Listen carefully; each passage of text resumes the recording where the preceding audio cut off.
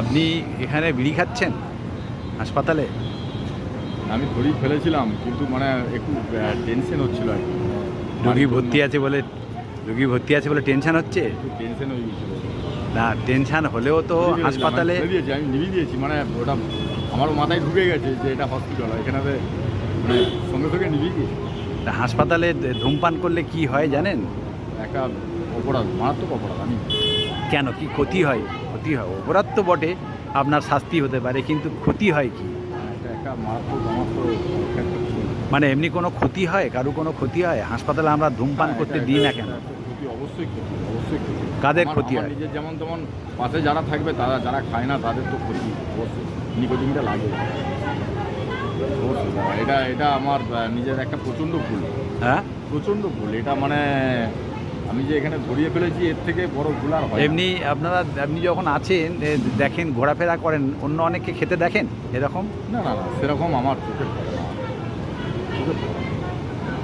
আচ্ছা, আমি দেখলাম 3 জনকে খেতে দেখলাম, তার মধ্যে আপনাকে আমি ছবিটা নিতে পেরেছি, বাকিদের ছবিটা নিতে পারিনি। তো এরকম আপনি দেখছেন না, মোটামুটি লোকজন 2-1 জন খায়। আমার চোখে সেরকম পড়ে না, আমি সেটা না, আমার বাড়িতেও একটা প্রবলেম হয়ে আছে আর কি। দুশ্চিন্তায় আছেন? মানে বাড়ির একটা প্রবলেম, মানে আমি এখানেতে পেশেন্ট, আর বাড়িতে তাহলে বাবা প্রবলেম কমানোর জন্য নিজের স্বাস্থ্যের ক্ষতি করলে হবে? বাবা একটা অ্যাক্সিডেন্ট হয়ে গেছে, আমরা বেরিয়ে আসার পরে তো দাদা, আপনার তো আরো সুস্থ থাকা দরকার। আপনি তো মানে একদম, মানে আমারই মাথা কাজ করছে না এরকম বলছি। ধূমপান করলে মাথা কাজ করবে? সেটা না, হ্যাঁ, এটা কি হয়েছে, মানে ওই একটা আগে থেকে নেশাটা করে ফেলেছি, মানে ওটাকে আর আপনার ধারণা ধূমপান করলে খানিকটা চাপ কমে, মনের চাপ কমে? মানে এটা না, কিন্তু করছি এখন করে ফেলে অভ্যাসে রয়ে গেছে। কিন্তু মনের চাপ কমে কি সত্যি? আপনি কোনোদিন দেখেছেন ধূমপান করলে মনের চাপ কমে? কিছুই হয় না, ভয়ের কিছু নেই, আপনি বলুন না। না না, কিছুই হয় না। কিছুই হয় না, তাহলে খান কেন শুধু? ধূমপান করলে কি কি ক্ষতি হয় জানেন? দেহে 25 রকমের ব্যাধি হতে পারে, 5-6 রকমের ক্যান্সার হতে পারে, আরও টোটাল 25 রকমের ব্যাধি হয় দেহে। তো তবু আপনি ধূমপান করে যাচ্ছেন কেন? অভ্যাসের বশে?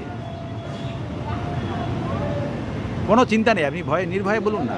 হ্যাঁ, আচ্ছা, তা এই ধূমপান তাহলে কী করছেন? যে কোনো লাভ হয় না, তাহলে করছেন কেন? পয়সা খরচ করে, আপনি বলছেন পরিবেশের ক্ষতি হয়, অন্যের ক্ষতি হয়, তাহলে করছেন কেন? ছেড়ে দেওয়ার চেষ্টা করেছেন কোনো দিন? ছেড়ে দেওয়ার চেষ্টা করেছেন কোনো দিন? না, ছেড়ে দেওয়ার চেষ্টা করি, মিথ্যে কথা আপনাকে বলবো না। না, ছেড়ে দিলে কি আপনার মনে হয় ছেড়ে দিলে ক্ষতি হবে না লাভ হবে? ছেড়ে দিলে তো আমার ভালোই হবে। ভালোই হবে। তা ছেড়ে দেওয়ার চেষ্টা করবেন না? হ্যাঁ, কী করে চেষ্টা করবেন বলুন তো? না, একদমই, মানে এটাকে কাছে না রাখলেই ছেড়ে দেওয়ার জন্য মনের জোর আছে? ব্যাস, তাহলে ছেড়ে দিন। ক্ষতিকর জিনিস যেটা খেলে 5-6 রকমের, 8-10 রকমের ক্যান্সার হয়, 25-30 রকমের, হ্যাঁ, তাহলে এটা ছেড়ে দিন। আপনার বাড়ির ছেলে মেয়েদের জন্যে ভালো, আপনার জন্যে ভালো। ঘরের মধ্যে ধূমপান করেন না, কিন্তু এই যখন সবাই লোকজন আশেপাশে বসে আছে, ধূমপান করেন? না না, এরকম না, মানে এখন একটা বেখেয়ালে হয়ে গেছে। আমি এই যে আপনি ধূমপান করছিলেন, পাশের লোকগুলোর তো ক্ষতি হচ্ছে। হ্যাঁ, তারা ধূমপান না করেও ধূমপানের যে ক্ষতিকর দিকগুলো, সেগুলো তাদের দেহে বা তারা সেগুলো অর্জন করতে পারে, মানে সেগুলো তার থেকে ভুগতে পারে। তাহলে আপনি নিজের ক্ষতি করছেন, প্লাস অন্যান্য লোকের, আপনার আশেপাশে যারা আছে তাদেরও ক্ষতি করছেন। তো সুতরাং এটা ছেড়ে দেওয়ার চেষ্টা করবেন বলছেন? হ্যাঁ, আজকে থেকে ছেড়ে দেবেন?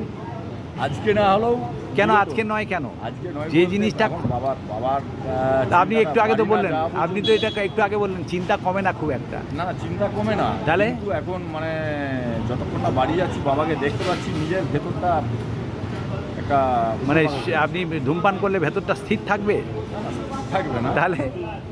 মানে একটা কি বলবো আপনাকে, এটা বলে বোঝাতে পারবো না যে কি করে এটাকে।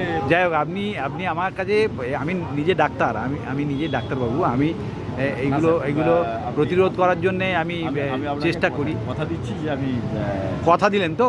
একদম একদম আপনি আমার সঙ্গে করছেন, প্রতিজ্ঞা করছেন? হ্যাঁ, প্রতিজ্ঞা করছেন? হ্যাঁ, ঠিক আছে, ওকে, ভালো থাকবেন। হ্যাঁ।